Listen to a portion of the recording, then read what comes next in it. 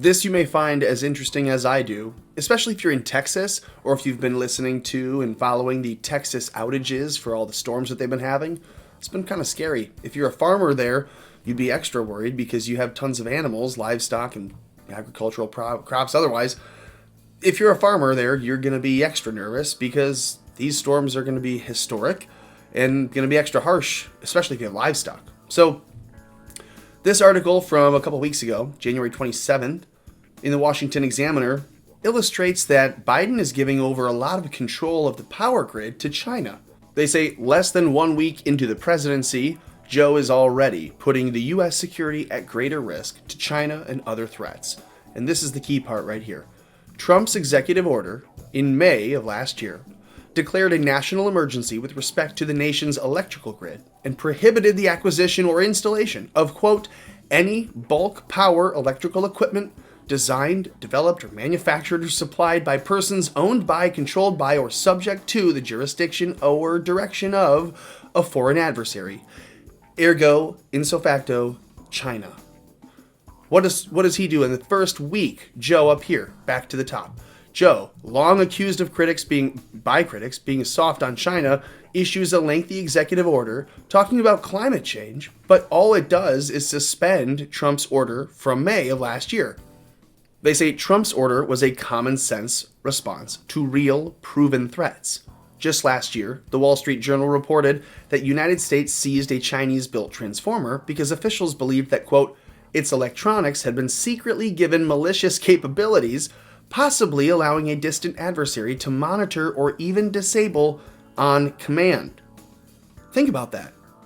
Joe is going to make our entire hardware infrastructure out of those products, out of those components from China. Remotely commandable and disableable. So you hear that, and then you see this. That is in Texas. That is the first time that has ever happened. And with that has come some of the most historic power outages related to winter that the state has ever seen. And that's today. And so we ask, why is Texas experiencing these power outages? And it goes kind of with this, right? A couple weeks ago, we give our electrical grid over to the Chinese. And now with a big winter storm, well, sure enough, everyone's experiencing outages. Just when they need to keep the heat on and to keep the gas going, they have outages of both. So here we go.